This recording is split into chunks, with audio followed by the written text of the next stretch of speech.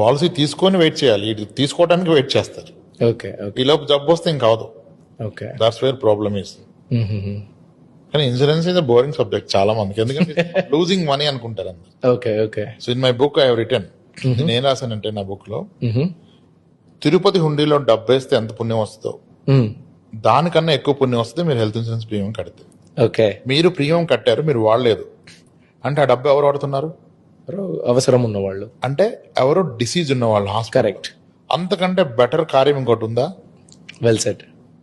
మన డబ్బు మన మనసు హాస్పిటల్కి ఇవ్వలేం కదా 30,000, బట్ ప్రీమియం కడితే మీరు 30,000 ఇచ్చారు ఒక పేషెంట్ కి, కరెక్ట్. ఒక అతని పాపకి, ఒక అతని బాబుకి, ఒక అతని వైఫ్ కి. ఇంకా అంతకంటే పుణ్యం ఏదైనా ఉందా?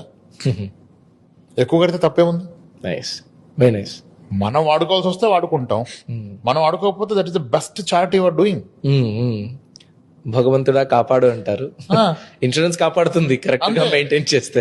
ఎన్ని క్లెయిమ్స్ ఇప్పుడు నేను మీకు ఎన్ని చూపించాను, ఇందాక ఒక క్యాన్సర్ క్లెయిమ్ చూపించాను మీకు, ఎస్ ఎస్, ఆ లంచ్ లో అది యాక్సిడెంటల్ క్లెయిమ్ చూపించాను. ఇవన్నీ ఏంటి సార్?